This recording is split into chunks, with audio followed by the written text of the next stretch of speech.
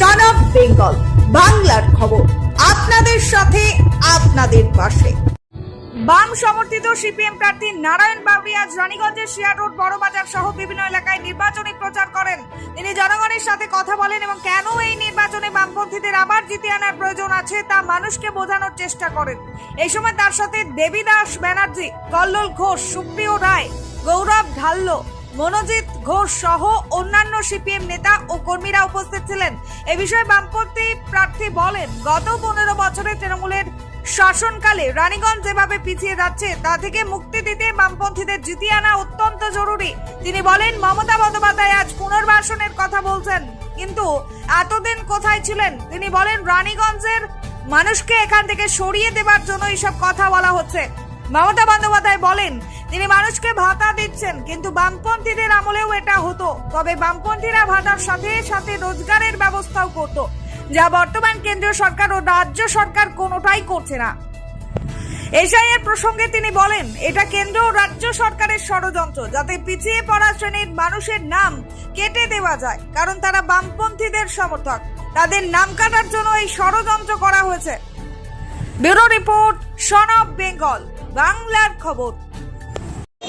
আমরা ভোট প্রচারে বেরিয়েছি, মানুষের কাছে যাচ্ছি, মানুষকে আমাদের কথা বলছি এবং মানুষের কথা শুনছি। মানুষের বিশেষ করে রানীগঞ্জকে সামনে রেখে অনেক কিছু মানুষ বলছে। রানীগঞ্জকে যানবাহন করে বাঁচাতে হবে, বামপন্থে ফেরাতে হবে, এই কথা মানুষ কিন্তু বলছে, স্বতঃস্ফূর্তভাবে বলছে। সেই কারণে আমরা তার মানুষের কাছে যাচ্ছি এবং মানুষকে বলছি যে আমাদের ফেরান, আপনারা করবেন, থাকবেন, ভালো থাকবেন, আমরাও ভালো থাকবেন।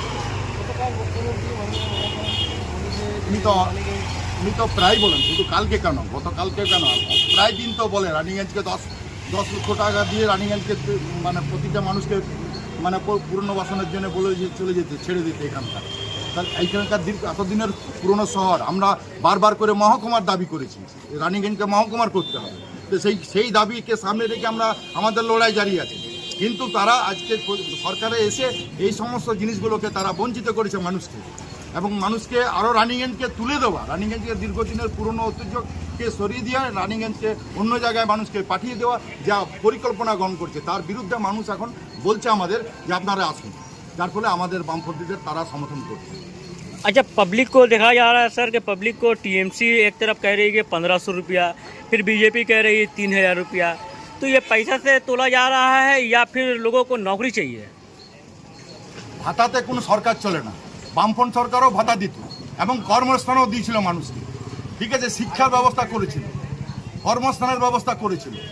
এখানে বামপন্থীরা ছাড়া মানুষের পাশে কথা বলার মতো মানুষ নেই।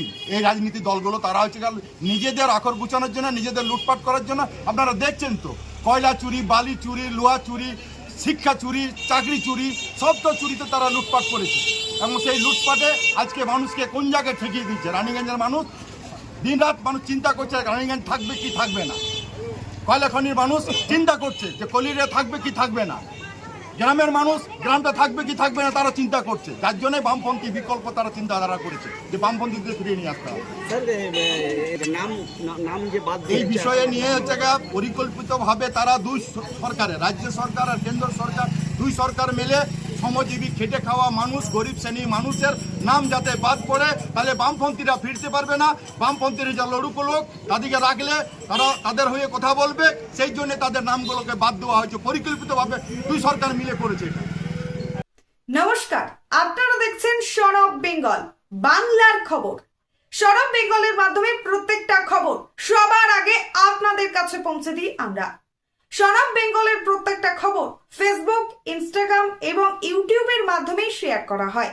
আমাদের ফেসবুক পেজ, ইউটিউব এবং ইনস্টাগ্রাম আপনারা দেখুন, ফলো করুন এবং শেয়ার করে দিন প্রত্যেক সংবাদ প্রেমীদের কাছে। আমাদের ফেসবুক পেজে যান, সেখানে গেলে দেখতে পাবেন রাজনীতি, খেলার খবর এবং বিনোদন জগতের সমস্ত আপডেট সহ লোকাল খবরের খুঁটিনাটি উপলব্ধ। তাই সঙ্গে থাকুন, দেখতে থাকুন সন অফ বেঙ্গল বাংলার খবর।